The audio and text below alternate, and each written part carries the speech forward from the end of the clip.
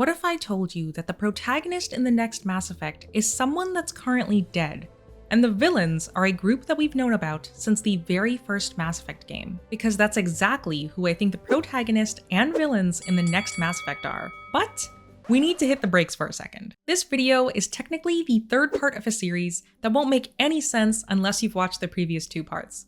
So if you'd like the full context for this and love theory videos, check the description for links to the first two parts. My last video ended on a bit of a cliffhanger. The cliffhanger being that I think the mysterious Jardaan from Mass Effect Andromeda will be the villains in the next Mass Effect. If you made it to this point after watching that Cliffy, thanks for your patience. Here's my reasoning as to why the Jardaan might be the villains in the next Mass Effect. In order to figure out where the Mass Effect team might take the story next, and thus who the villains and protagonist will be, it's important to look at the last chapter that they gave us, Mass Effect Andromeda. In Andromeda, there were a few plot threads that weaved its way throughout the whole story. Threads like remnant technology, finding a home in an unknown galaxy, colonization, and new forms of life and evolution. Examining all of these plot threads leads me to one conclusion.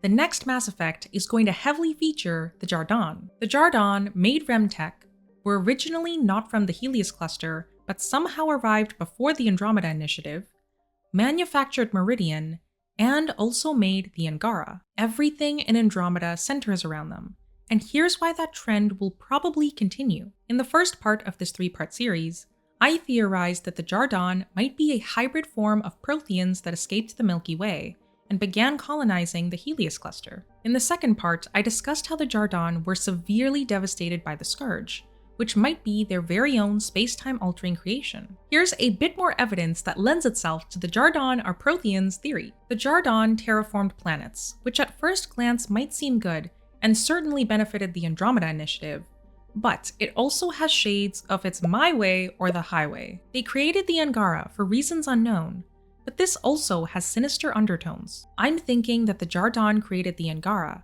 because they were used to enslaving inferior species back in the Milky Way. The Angara might have been their solution to rocking up in a new galaxy and needing slave labor. The actions of the Jardaan in the Helios cluster seem similar to the Prothean empires in the Milky Way. The Protheans are the one connecting thread that's been there since the start of Mass Effect. Project director for the next Mass Effect, Mike Gamble, was the director of the DLC in Mass Effect 3, From Ashes, which encompassed Javik becoming part of the Normandy crew. There was a lot of Prothean backstory included, for obvious reasons, but I'm also starting to think that Director Gamble might have been playing a long game. Javik is not a friendly squadmate. He actively insults every other squadmate on board every chance he gets. You're not supposed to like him, and from his descriptions of the other Protheans, you're not supposed to like the Prothean Empire either. I'm betting that Gamble's long game is that the Prothean Empire is going to make a comeback in the next Mass Effect, and the DLC From Ashes was just the beginning. During conversations with Javik in Mass Effect 3, he describes the Prothean Empire as a dictatorship whose philosophy was basically the strong overpower and dominate the weak. If the Jardaan are hybrid Protheans looking to rebuild the Prothean Empire, that's definitely not a good thing, and that's why I think they might be the villains in the next Mass Effect. A community member, Keymaster, recently reminded me that before they leave the Helios cluster, the Jardaan say the following: "We can return one day, continue the process of renewal." This is obviously very vague and could mean anything, but I'm thinking that this might mean that the Jardaan are leaving Andromeda, not just the Helios cluster. A bit of a leap, I know, but the next game is probably taking place in the Milky Way, where I think the Jardaan might originally be from. As to the process of renewal that the Jardaan want to continue, it could be the renewal of the Prothean Empire that they abandoned in the Milky Way, which to me seems like another large war is brewing on the horizon. But I think there is hope, in a pretty surprising form too. Before I reveal that though, next week's video is going to cover my own N7 day expectations for the next Mass Effect, so if you want to catch that one, hit subscribe. Here's another wild theory for you, and maybe the ray of hope that the Milky Way needs. The mysterious group known as the Opposition, who are fighting against the Jardaan, are probably also Prothean. The Prothean scientist that I mentioned a couple videos ago, who might be in the cards for Liara, could be from this group. and they may be the ones that rally the Milky Way against the Jardaan. We don't know a lot about the opposition, as it's only revealed on random data pads throughout the Helios cluster, so I'll flesh out this particular theory more after a second playthrough of Andromeda. So if Liara, the singular individual that holds the most power in the Milky Way, is threatened by the Prothean Empire that she used to revere, who does she call? Commander Shepard. First, she has to bring them back from the afterlife. But no big deal, been there, done that. As I've mentioned in basically every video since the start of the channel, I think she grabs an alternate universe Shepard that I think might be the reincarnated form of our Shepard from the trilogy. I apologize if I lost you there, but that theory would take way too long to explain for this particular video. If you want the full story, go check out the Mass Effect 5 Theories playlist, link in the description below. For those that followed the other two theory videos, remember when I said I had a question that was driving me nuts? Why does Liara need to recover Shepard?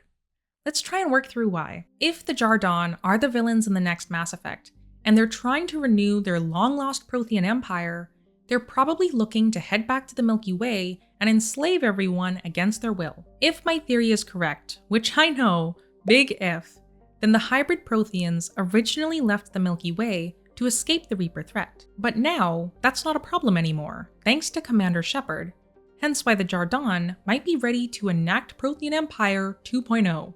In a post-Reaper War situation, the Milky Way species are probably still reeling, and definitely not ready to take on another significant threat. So who do you call when you need to save the galaxy again?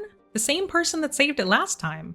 Commander Shepard. Shepard is the only known person to rally basically the equivalent of an empire consisting of all the species in the Milky Way to combat the Reapers. When you need to take down a Prothean empire, you call someone who can form their own empire. Commander Shepard. If the Milky Way threat is the Jardaan, who, even if they aren't Prothean, shows dictatorship tendencies, I would speed dial Shepard faster than Garrus could calibrate the Normandy's engine an extra 0.43%. So Shepard, in this scenario at least, is probably going to be the protagonist in the next Mass Effect, which I would be super happy about. But where does that leave Ryder? The Jardaan's technology required an organic/synthetic mind to operate, so I'm fairly certain Ryder's story isn't over yet. Near the end of the game, Ryder was able to interface with Jardaan technology without the use of SAM, which was probably to ensure they're an integral character, regardless of where they were going to take Mass Effect next. Combating the Jardaan will most likely require individuals like Ryder, and who knows, maybe Shepard might be revived with an artificial intelligence, similar to Sam. I personally hope that they don't revive Shepard with an AI, thus making Ryder redundant, but I could see them going there. I truly think that the Andromeda sequel was going to address the Jardaan situation further, with Ryder obviously being much more involved, but with the overall negative reception to Andromeda that it got scrapped. I think the next Mass Effect will be a combination of what Andromeda 2 was going to be and whatever they had planned next, which was probably connecting back to the Milky Way. So the next Mass Effect could potentially be a revived Shepard 3.0 from an alternate universe versus the Jardaan, the once thought lost Prothean Empire dictatorship. Yup, that checks out.